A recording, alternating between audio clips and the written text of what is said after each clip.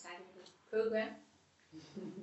I think almost everyone here was here last week also. Maybe a few weren't here last week. But I know Newton had some very nice questions, so I was thinking we could take the chance to address them now. Yeah, sure. Okay, so one of them was the 3 Gunas, if you could explain those. Jai Vishaka Devi ki Jai. jai. And the other one was, how can we, the teachings of Gita, how can we put it to real life? I mean, to everyday living. If you could explain those. Okay. So, in regards to the gunas, then, was there something in specific? Do you want to give some context? Or? No, because I just started reading the chapter. Because you're reading about the gunas in Bhagavad Gita and it's not so clear. Yes. Is that what it is? Okay.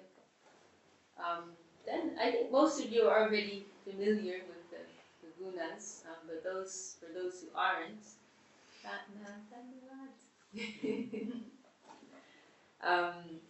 for those who aren't, gunas, guna means quality. So the gunas are referring to material qualities or energies. It's often translated as modes. It also, interestingly, can mean rope. So they're also described as like ropes that bind us in this world. And so Maya, the energy of illusion in this world, Mahamaya, it is said that these 3 gunas, these modes of nature, as they're often referred to, they are the primary things that are dominating, influencing us in this material environment. And it's also said that they are perpetually in a kind of battle between themselves to have more dominance over us. And so, what are these 3 energies? There's Sattva Guna, means the mode of goodness, the energy of goodness. There's Raja Guna, means the mode of passion. And then there's Tama Guna, means the mode of ignorance. And so when we're under the influence of one of these modes, then we'll be conditioned by the qualities that are associated by those modes. Right? So there are energies pervading this atmosphere, and we will also have, according to our karma and our particular acquired nature, we will be more or less under the influence of these different energies to greater or larger degrees. Right. And our Gurudev, we think we were hearing in a video recently, he was saying how no one is 100% anything. No one's 100% mode of goodness, no one's 100% mode of ignorance or 100% mode of passion. Everyone has like some percentage of each. Someone may be 60% mode of goodness, 20% mode of passion, 20% mode of ignorance. There will be so many different ratios that everyone has, right? And also everything in the environment is associated with one of these modes, and then even different times of day, right? That's one reason why we're encouraged to wake up early, because that's connected with the mode of goodness. So when we wake up at that time, then we're tapping into that energy, and that's more supportive of our spiritual practice, right? Then like late at night is more like tamaguna, the mode of ignorance. And so in the Vedic lifestyle, one, designs their day so that they're, as much as possible, trying to connect with the mode of goodness, which gives the best support for spiritual practice. So then also like different types of food, are mode of goodness, mode of passion, mode of ignorance, right? So this is one reason why the vegetarian diet is recommended, because it's an ahimsa diet, right? So there's less, violence connected with it. So all of these energies that you're connected with, they're going to affect you, right? They're going to affect your mind.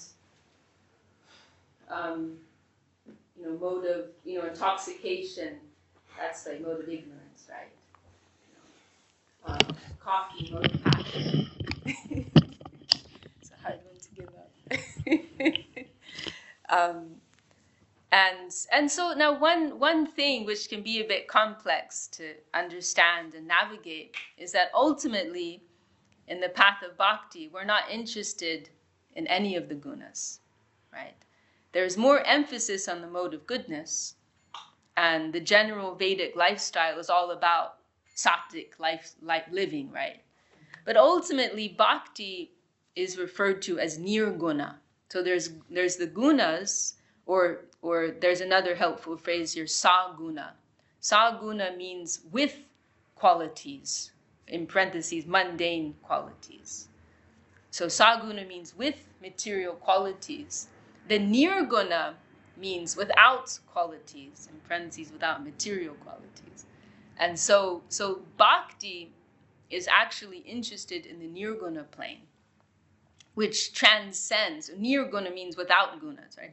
So it's actually transcending the saguna plane, and that's what can get a bit tricky, because how we're trying to emphasize the sattvic lifestyle, but we also don't want to get overly obsessed with that, right? In other words, fixated on the importance of cleanliness and justice and all these things, right? Obviously, they're good, but from a higher perspective, they're valuable as much as they're connecting us with the eternal current, right? Like as an example, someone may be a wonderful environmentalist. They're really fixated on doing good for the environment, doing good for others, but they could be an atheist at the same time, right? And okay, that's their business, but how far are they going to go with that? They're not realizing what's the real treasure of this human birth, which is to realize our eternal nature and to connect with our loving guardian. So ultimately, all of that goodness, how far is it going to take them, and how much is it worth, right? If it's not connecting with the plane of bhakti, right? And the eternal nirguna flow. And then another thing is that we know that the Lord Krishna, he's bhakti, it has its own independent flow, right? In other words, bhakti's not checking, did you brush your teeth this morning, right?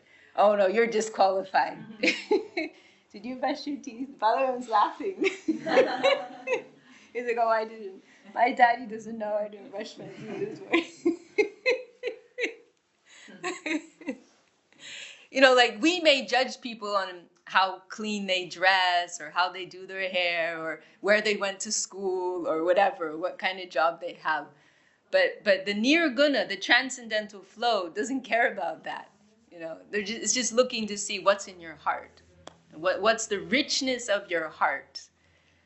Because someone may have all those qualities, but let's say they're very envious, or they're very arrogant and proud about all of their wonderful qualities, then how valuable is that? So the flow of the nirguna plane, and Krishna, the Lord himself, he's interested in the richness of the heart, the devotion in the heart, how much love and compassion is in one's heart for others, right? So it's kind of a tricky thing, because yes, we do try to follow a sattvic lifestyle, because it gives a clean platform on which we can practice spiritual life, right? So we have these regulations, no meat eating, no intoxication, no gambling, no illicit sex, because that creates a clean platform, which it makes our mind more clear. It makes it a little easier to practice spiritual life.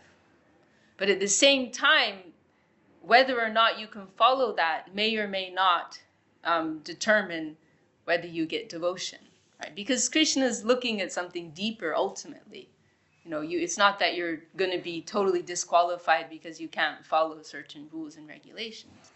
And ultimately, the idea is that the practice of devotion will itself purify us, right? Because that's the type of potency that it has, right?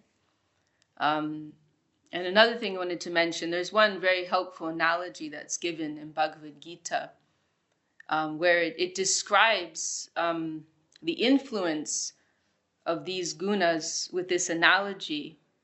These analogies, it says that, Because actually all of these gunas are covering us and obscuring the light of the soul and its relationship with the Lord to some degree, right? And so it gives the analogy of an embryo in the womb. That's how the mode of ignorance covers us. So what is the mode of ignorance? Like extreme delusion, ignorance, bewilderment, laziness, all of this is all mode of ignorance. Complete misconception, ignorance, prejudice in the world, where there's that place in Gita, right, where it says one thinks the truth is exactly the opposite of what it is. That's the mode of, because like there are different types of knowledge, right? So there's knowledge in the mode of ignorance. There's faith in the mode of ignorance. So the way that the heaviness of the mode of ignorance is compared to the thickness of the embryo being covered by the womb. It's like heavily conditioning, where we can't perceive spiritual existence at all, practically, right? And then the analogy given for the mode of passion is of a mirror that's heavily covered, but with dust, right? So the covering's a little less, so there may be some glimmers of the light and truth that come through, but it's still fairly covered, right? But then for the mode of goodness, the analogy given is of smoke covering a fire, right?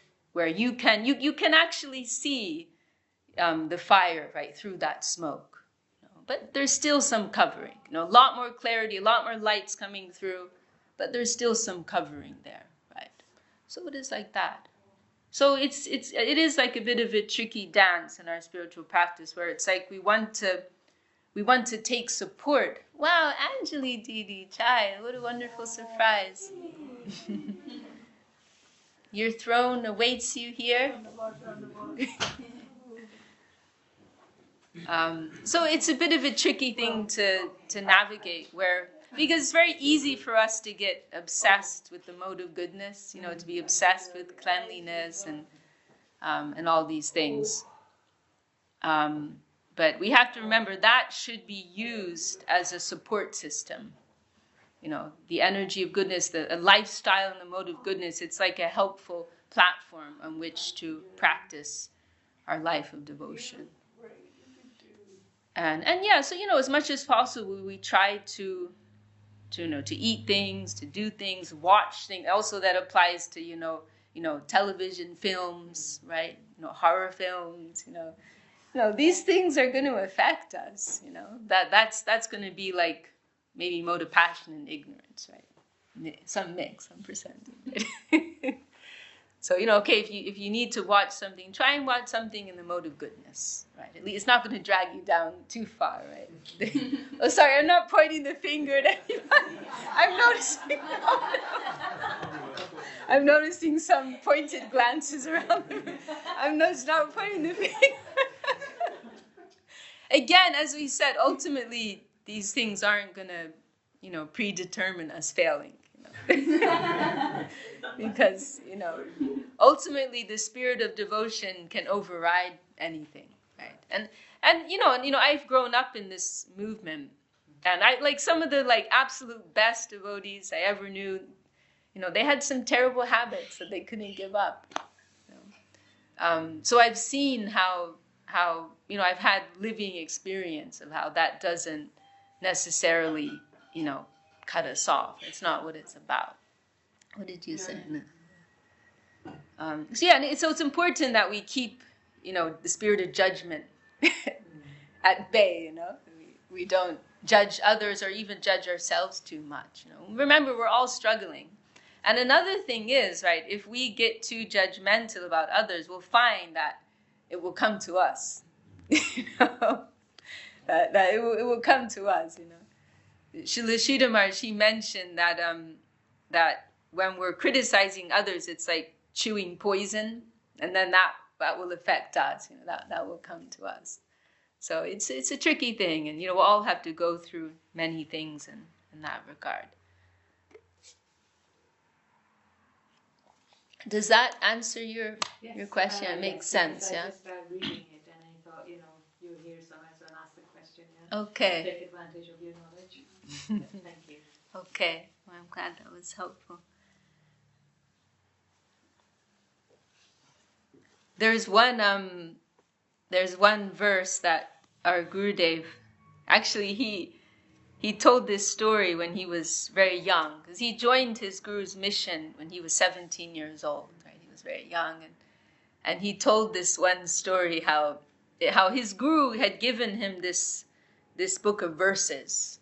It's called Gaudiya Kantahar. It's a collection of many different verses on the teachings of bhakti. It's quite nice because it's almost like a kind of encyclopedia of devotion, because it's organized by sections. It's very systematic, and it's a very helpful reference. Like, oh, I want to know something about Chaitanya Dev, go to this section. Oh, I want to find a verse about the Lord's Dham, his holy abode, his birthplace. I go to this section. And about Bhagavad, the scripture Bhagavatam, go to that section. And so Srila Sridhar Maharaj had given our Gurudev that book for his study. And our Gurudev, he naturally had a brilliant memory, from his early years. And so he memorized many verses there. And when he first joined the temple, he also immediately became the favorite of his guru. And that made others in the temple envious, right? Like he was just this new boy who came in and he immediately got the spotlight, right? So he had some envy he had to face because of that. And he mentioned how there was one like senior member of the temple who used to really pick on him, about every little thing that he did wrong. Oh, you did this wrong, you did that wrong. And then our Gurudev, he remembered this one verse that's in that book.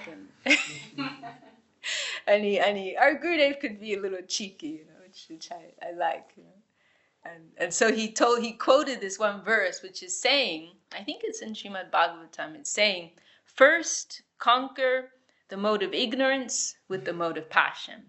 Now, then conquer the mode of passion with the mode of goodness.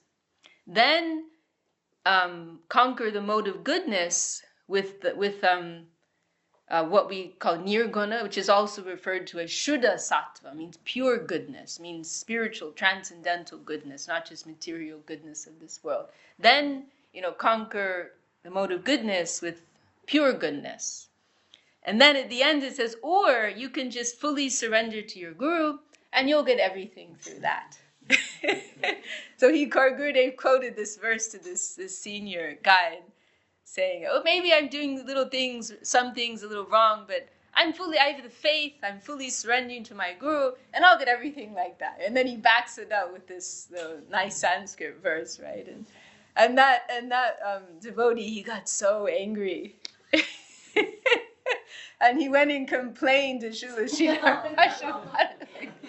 Why did you give him this book? This is very dangerous. Why have you done this? So this is another strategy. And some people will approach the modes of nature in that way. Like, for example, you wake up, you're in the mode of ignorance. You have a cup of coffee, then you get yourself in the mode of passion. Right? Then you go and do some meditation, then you're in the mode of goodness. Like, this is one approach that some people will take, But we try to keep it simple, Keep ourselves in the spirit of offering devotion like that. So that's one question. Then the other question was about applying Bhagavad Gita. Yes, that's right, to everyday life. When you're working, you've got your colleagues to deal with, and then you've got your family and you've got everything else. Because you do get angry, and I do. And then you think, well, what do you say here? Because we're all right in an argument, everybody's right. So what do you say? Because you don't want to criticize. And then it all comes back to you, doesn't it? So how do you do this? How do you deal with it? All right, that was the thing you mentioned to me the other day, that your question was more about like when there's a difference of opinion. But from one perspective, everyone's right. Yeah. So is that two questions then? That's two questions. Okay. Okay. Well, for the first question, maybe I'll say that one thing it's always very encouraging. Welcome. It's always very encouraging to remember in the practice of bhakti that ultimately we're not depending on our own strength, right? And this is what sets this practice apart from many others, like the yoga systems, which are emphasizing more one's own endeavor, one's own effort, right? And then these two terms are very helpful. Jai Devashish Prabhu.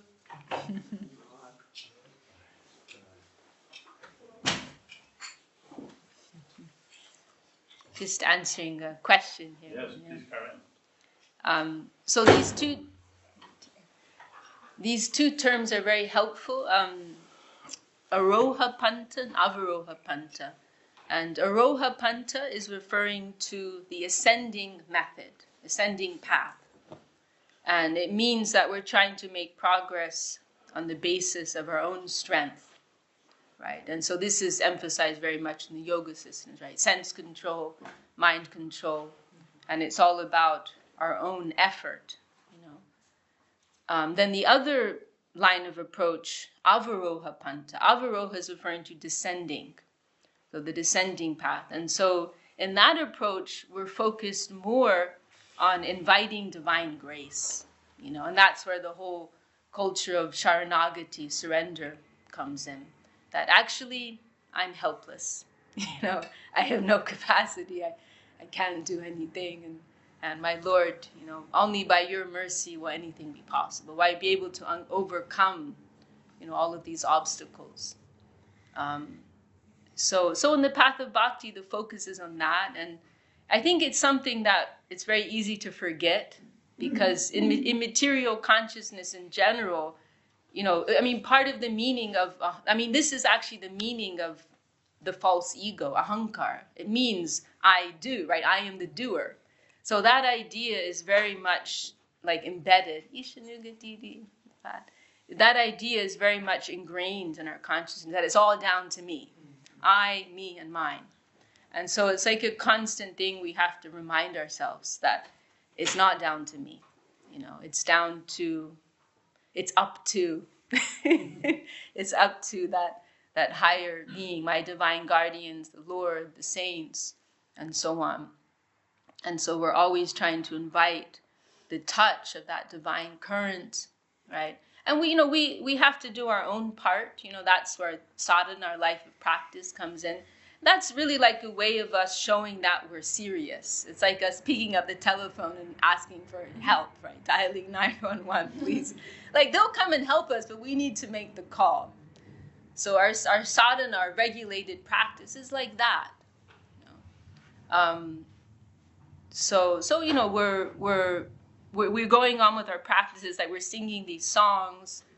We're trying to do some service. And we're offering some worship to the Lord. We're trying to live a Krishna-centered life, right? And we're like leaving space for that higher entity to come and enter into our lives, enter into our hearts. But ultimately, it's all up to them when and if that will happen, right?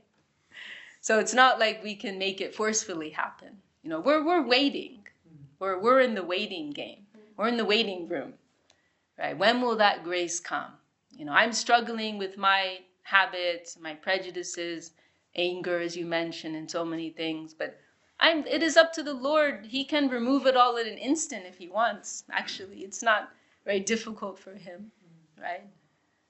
We have this one beautiful song we sing every morning, a prayer to Guru, and it's talking about these three qualities that Lord Chaitanya emphasized of humility, tolerance, respect.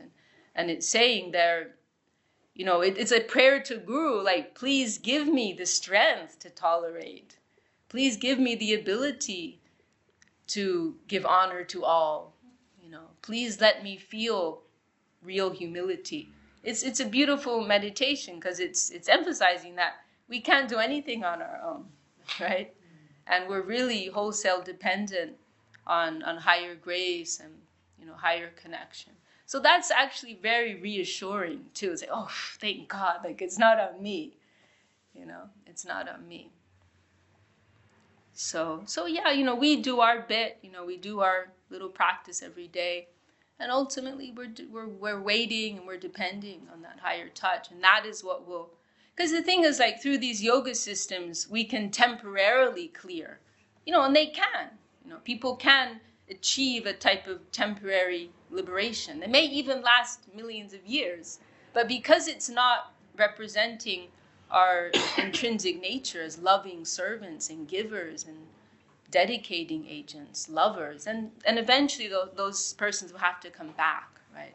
So the real solution, the lasting solution is to get a visa. We were talking about this last week, to get a visa to that higher land. And that means the approval and the grace of the higher being, right? So yes, that is the spirit of our daily practice. She's here.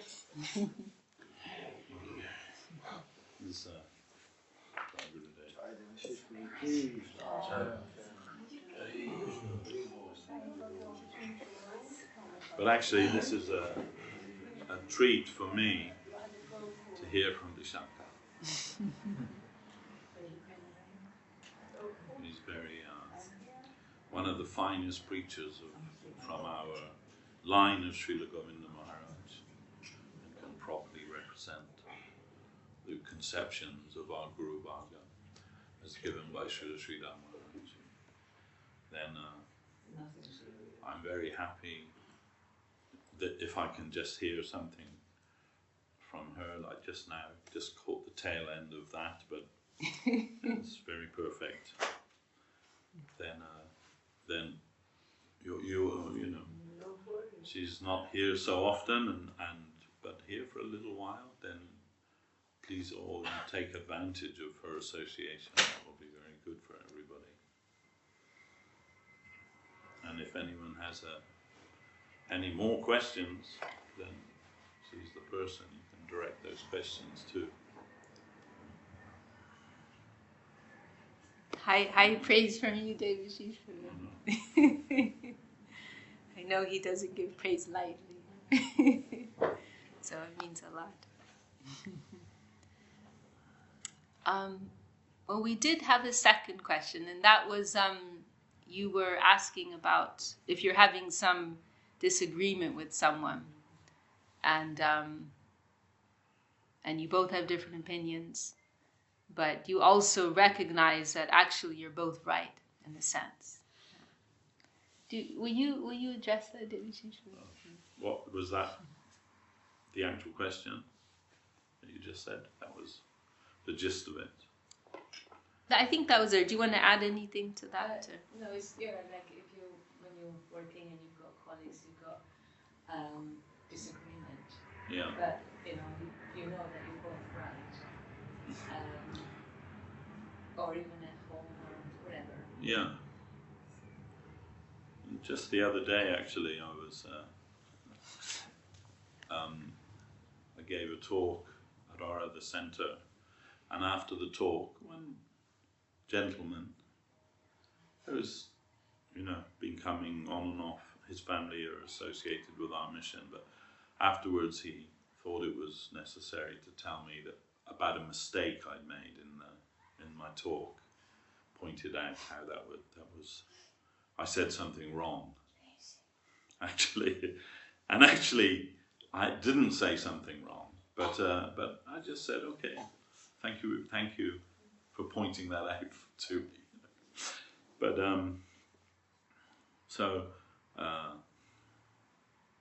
in my experience, being right isn't always the most important thing. Being kind is more important. So if it unless it's something like really essential, that you're talking about, then no harm to say, yes, you're right, I'm wrong.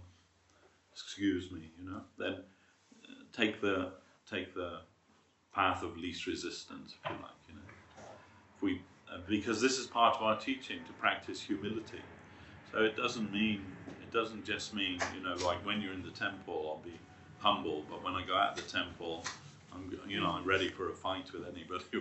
No, this should be our nature. We want to make that our second nature, So, of course, Srila Sridhar Maharaj says,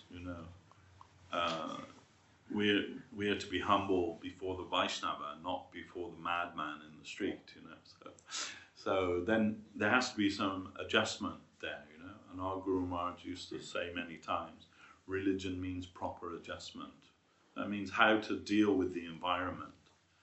So, we try to find some harmonious dealing with the environment. And sometimes if that means for us to say, yes, you go first, please, you go first. And I said, I've seen in India, and maybe not so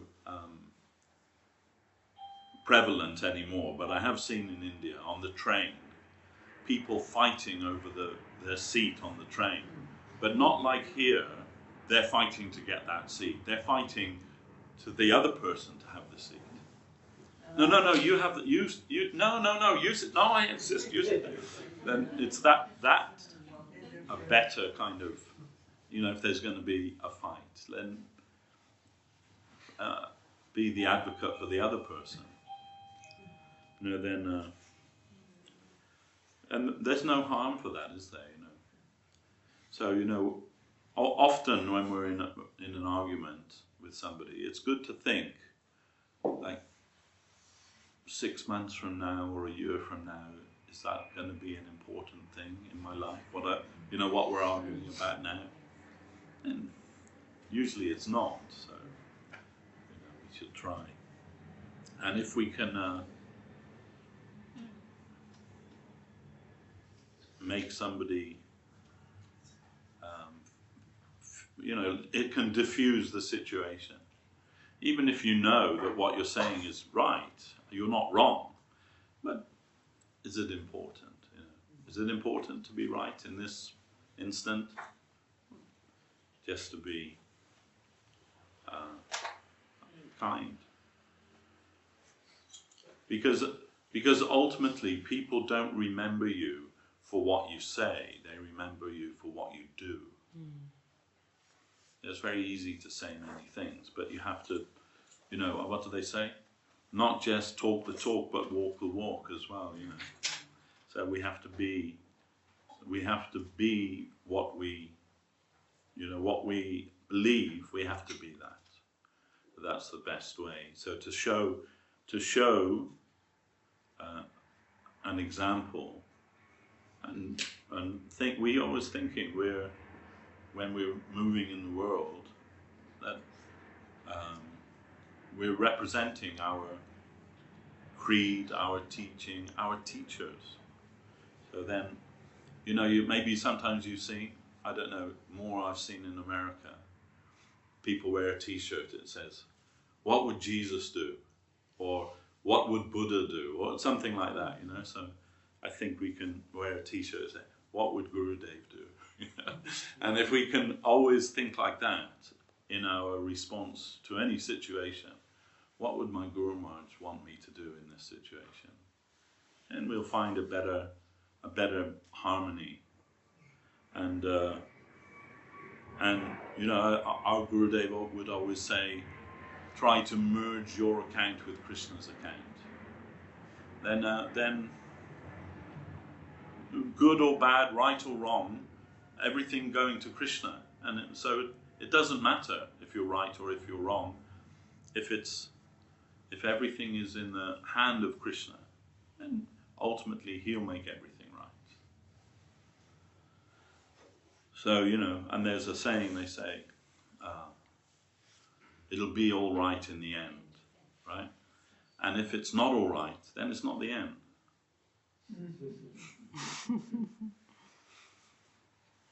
Thank you.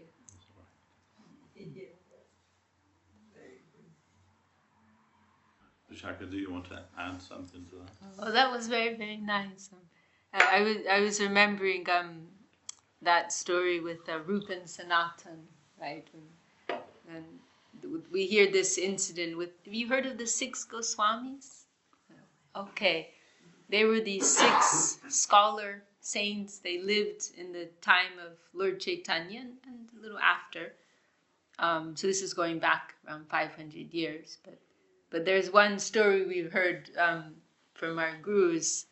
At one time, there was this one.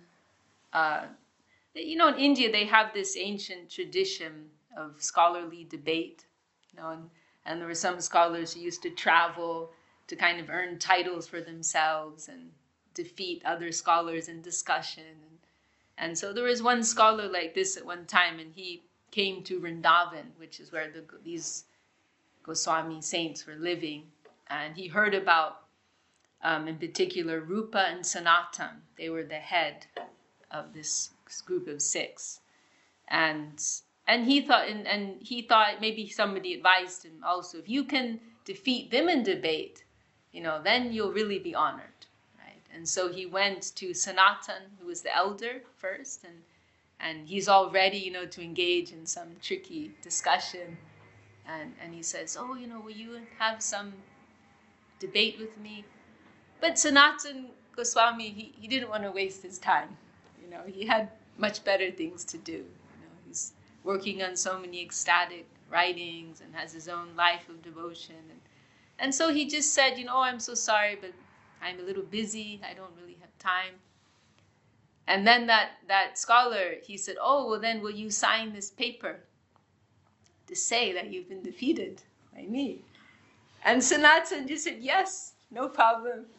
And so he signed the paper saying, I always remember that, because it's very easy for the ego to kick in and have these circumstances, and you want to no, I'm right, but like Prabhu said, to be kind is more important. To keep harmony in the relationship, that is more important, right? And so he signed it, and then the story goes on. He went to the next brother, Rupa, and same thing happened with him. But then the funny part was that then he heard about their brilliant nephew, Jiva, who was an incredible philosopher, scholar, Jiva Goswami. And so then he went to Jiva, saying, will you debate with me? I've just defeated your 2 uncles. And Jiva said, really? Okay, wait, can you prove it? Yes, I have this paper with their signatures. So let me have a look at that paper. And then Jiva Goswami, he has a different mood of devotion. And so he took the paper and he tore it out. And then he had some debate with them and defeated him. And for the dignity of his gurus. But the only thing I was thinking to add was, and I find this very harmonizing, that, as you said, every truth has some truth to it, right? Or every version of reality has some truth to it. And if we look at the whole style of the Vedic knowledge, it's like that. It's so accommodating. There's room for everyone, pretty much. And so what is really the issue is gradation. What is a higher truth and what's a lower truth? What's a temporary truth and what's an eternal truth, right? So then it becomes about the gradation of truth and what is an individual ready for, right? And so you can harmonize the situation. I said, I know I'm actually right, I know that I'm connecting with a higher level of truth, but they're not ready for it. You can massage your ego like that. But really, it's even mentioned in Bhagavad Gita, don't disturb the minds of ignorant people with very high truths. You're just going to confuse them, or they're gonna take what you've told them and apply it in the wrong way. Just keep things simple. Don't try and force something on someone who's not ready for that. So yes, then We don't want to, as Prabhu said, it's most important to keep the good feeling in the relationship, right? And so if they don't want to happily hear what you have to say, then don't say it, right? But if they sincerely are inquiring, then that's another matter, right? If they're sincerely inquiring. Another helpful principle is that if we see that, perhaps this is going off into a bit of a tangent, but we have to ask, is it our duty to correct this situation? Right? Is it just about my ego, or is it actually necessary? Am I in a position, and is it my duty to correct this? Then it may actually be our duty to step in. Like for example, if you're a manager and something's going on with one of your employees, that's disturbing others, and that's not a time to turn a blind eye and be humble, right, and tolerant. Our humility and tolerance has to be properly adjusted, right, in connection with the higher truth.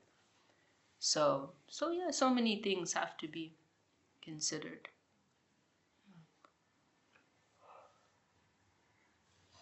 Thank you for that.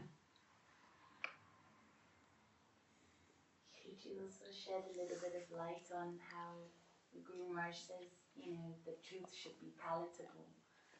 Oh, yeah, that's a good point, actually, yeah. Well, actually, it's a statement that somewhere in the scriptures, maybe Prabhu can say where, it's something like Satyam Bruyat, Priyam Bruyat, Satyam Apriyam Ma Bruyat, saying that always speak the truth, always speak that which is pleasing. Always speak the truth, always speak that which is pleasing, never speak an unpleasing truth. And Srila Sridhar Maharaj came across this statement in his young years at some time, and he actually struggled with it because Srila Sridhar Maharaj had a very dharmic nature. He was born under the same sign as Lord Ramachandra.